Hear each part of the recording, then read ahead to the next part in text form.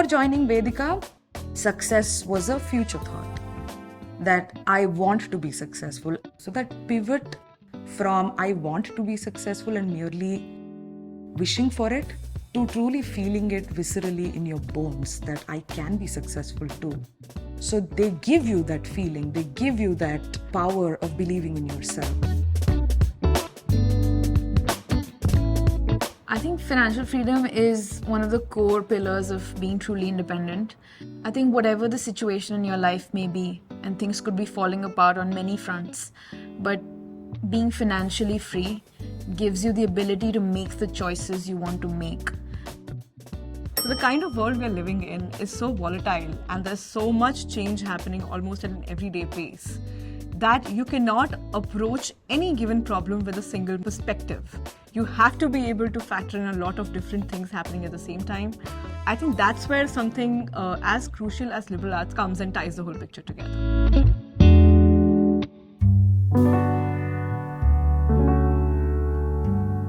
Learning communication in a structured and focused manner I feel has set me apart. It's one thing to get the work done and to get the job done, but just as important in some cases, and perhaps more in some, is the need to talk about it effectively. Interestingly, something like a course on theatre has come back to help me, because how you stand, how you modulate your voice, how you throw your voice in a room, I think those things make a big difference.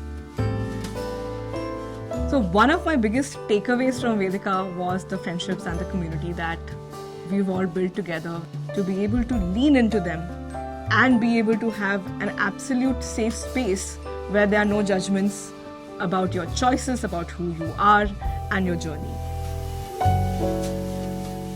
Difficulties at work, I think, come in different intensities on different days. However, what absolutely changes after the Vedica experience is that you have a support system to say that courage is no longer your second nature, it has to be your first nature and first nature alone, right?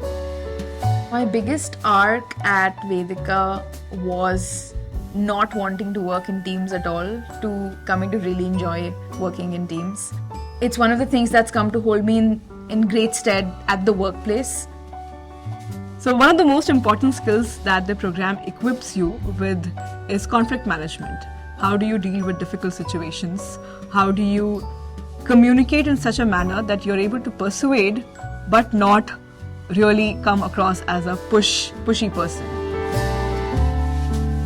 I think there are definitely gender differences at the workplace, certain biases that kick in, wantingly or unwantingly. The first is just to be aware of it, to identify it, and just to process it internally for yourself. The second would be, to pick the battle that you want to fight. So mentoring is something which is very personal to me because of what it taught me during my program at Vedica. In fact, I have never ever had any actions given from my mentors that, hey, this is what you should do. They never tell you what you should do, but a great mentor actually guides you to be able to find your way through this. If I can be ambitious or maybe a little childlike in kind of saying that right now, or to vision board, I want to one day come back to Vedica as a woman leader myself. It is that light that has to keep spreading for this world to be a better place. So I do see myself 100% paying it forward. Being the best self, I think it's a good philosophy. It's a philosophy that puts the onus of your life on yourself. You don't have to adhere to anyone else's, benchmarks. In the way that I see it, Vedica is actually not even the best version of yourself kind of narrative. It is becoming a better version of yourself every day.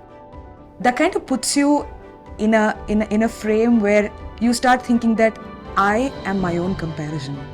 What was I yesterday versus what I am today? And where do I want to then go tomorrow? More than 500 Vedica scholars in the workplace, breaking barriers, creating new norms, becoming leaders. Join their rank. 10 years of Vedica, hashtag we can be anything.